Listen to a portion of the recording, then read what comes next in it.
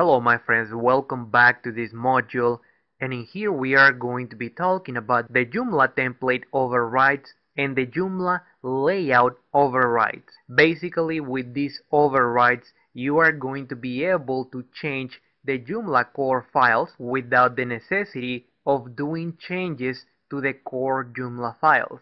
Now let me show you how exactly this is going to work for you, because you can actually modify the core files, but professionals are going to tell you that that process won't be the best option for you. And in fact it won't be, because if you have available to you the Joomla template overrides and the Joomla layout overrides, believe me, it will be a better choice for you. Now let me give you a quick example. Right now if you scroll down, all this section will be the Joomla component. And this Joomla component, what it is doing right now is displaying this article. Now the question in here is, what about if you want to modify the HTML markup that the Joomla component is building when the CMS system Joomla brings the article inside the browser? In this case, let me show you. If I make a selection in here, right click and then view selection source, if you analyze this, my first Joomla article, which will be this text in here, okay, this text, and then for those who like to implement the on-page SEO, imagine that you want to change this H2 element to an H1 element, which will be really important when you start applying the on-page SEO settings inside any Joomla website. So what about when you want to do that change? I mean, of course, you don't want to change the main Joomla core files, because in the future, the Joomla team, the developers, update that file. Your changes are going to be erased and you will need to change the new file again. Now this won't always apply, because not all the files are going to be updated equally. However, it will be a wise decision if you use the template overrides. Let me show you how this is going to work.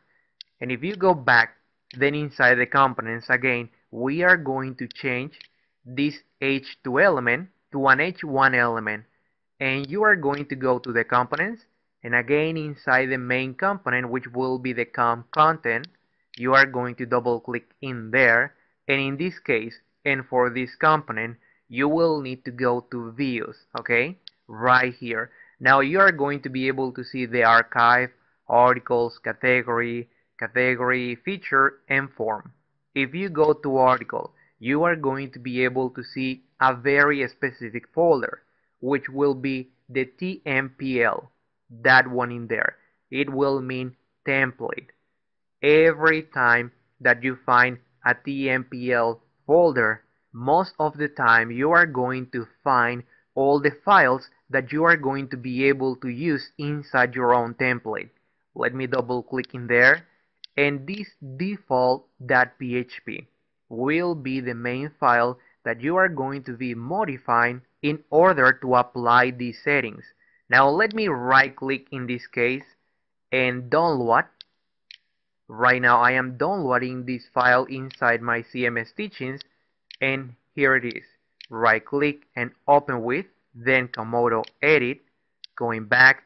Now you will need to keep in mind that these files are going to contain PHP code, and you will need to know PHP code, but what I am going to show you in here will be related to HTML markup. So you are going to understand a little bit, and then let's scroll down. Now you are going to be able to see this H1 element, and down here will be the H2 element, which will be forming the title inside this article. So if you actually change this H2 element to H1 and down here to H1, then Ctrl S to save, you are going to be changing that element. Going back, right click and upload. Click OK.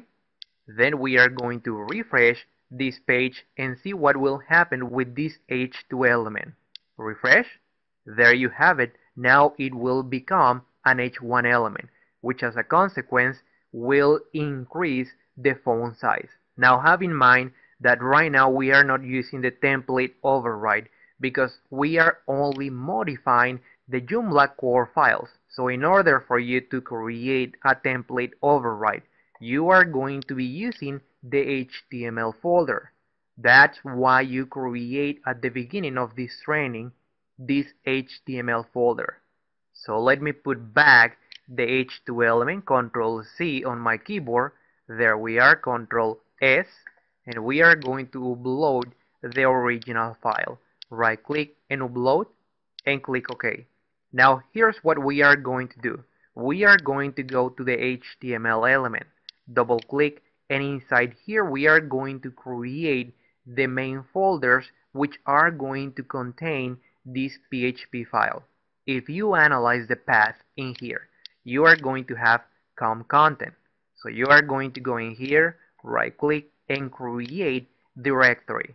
You are going to give the name com underscore and content.